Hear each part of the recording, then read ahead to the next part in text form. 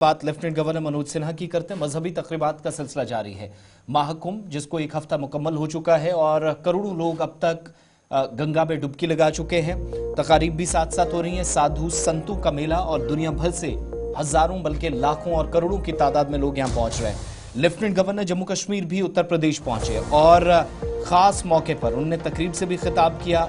संतों से, ऋषि मुनियों से मुलाकातों का सिलसिला भी कल भी जारी रहा। इतलात है कि आज भी वहीं पर हैं और श्रीमद भगवत समागम के अंदर महाकुंभ में जम्मू कश्मीर के लेफ्टिनेंट गवर्नर मनोज सिन्हा की शिरकत यकीनी हो, इसके लिए उन्हें दावतनामा मौसूल हुआ था। उस दावत को कबूल करते हुए वहां पर पहुंचे और देर रात एक तकरीब 10 बजे के आसपास महाकुंभ में मुनक्किद हुई और मजहबी तकरीब में जहां पर कई अहम शख्सियात थी हिंदू मजहब से और हजारों लोग जो उनको सुनने के लिए यहां बहुत इस समागम में बैठे हुए थे। लेकिन लेफ्टिनेंट गवर्नर मनोज सिन्हा ने इस बात पर फिर से जोर दिया कि मुल्क के किसी भी खित्ते के अंदर, किसी भी रियासत और यूटी के अंदर दौरे हाजिर में इस बात को यकीनी बनाने की जरूरत है कि मुल्क और मुआशरा जिसके सामने चैलेंजेस एक तरह के हैं, चुनौतियां एक तरह की हैं, इनसे निमटने के लिए हम सबको एक पेज पर आने की जरूरत है और यही मैसेज, यही पैगाम, यही संदेश महाकुंभ से जाना चाहिए जो जा भी रहा है। साथ साथ मौजूदा वक्त में जहां पर वो इस वक्त हैं, लेफ्टिनेंट गवर्नर के मुताबिक ऐसी सिचुएशन है कि न सिर्फ मुआशरे के अंदर, मुआशरे के बाहर वाले दुश्मनों को तो हम पहचानने की कोशिश करते हैं, लेकिन मुआशरे के अंदर भी कई लोग मौजूद हैं जो जख्म पहुंचा रहे हैं, नुकसान पहुंचा रहे हैं। उनसे भी बचने की जरूरत है और जब तक पूरा मुल्क और मुआशरा इन चैलेंजेस से निमटने के लिए एक साथ एक पेज पर नहीं आ जाता, तब तक यह नामुमकिन है कि हम समाजी बुराइयों से और मुल्क और रियासत या इंसानियत के दुश्मन से छुटकारा पा सके। लेफ्टिनेंट गवर्नर को सुनिएगा जो महाकुंभ में इस तकरीब से खिताब कर रहे थे। और मुझे लगता है, मैं मानता हूं कि आज चुनौतियां थोड़ी बड़ी हो गई। आज हमारी एकता तोड़ने वाली और भारतीय संस्कृति पर हमला करने वाली ताकतें बढ़ गई हैं, इनकी संख्या भी बढ़ गई।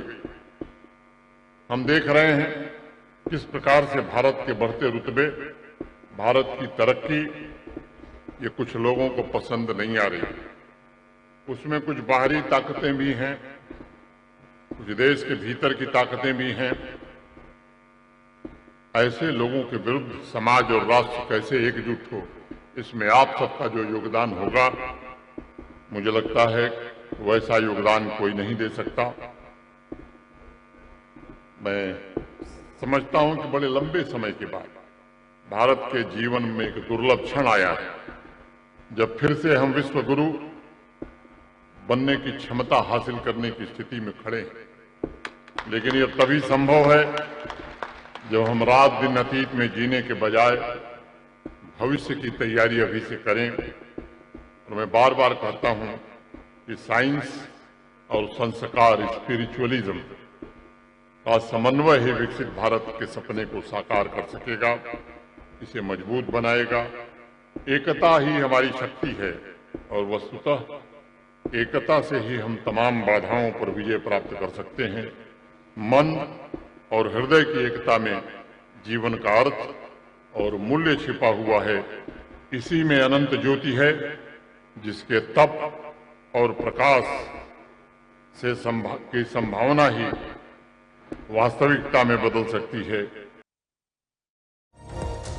लेफ्टिनेंट गवर्नर मनोज सिन्हा साहब को आप सुन रहे थे, जो बता रहे थे कि ताकतें उभर रही हैं जो भारत को कमज़ोर करना चाहती हैं, लेकिन वक्त आ गया है जब इन तमाम हालात व वाक़ात को देखना होगा।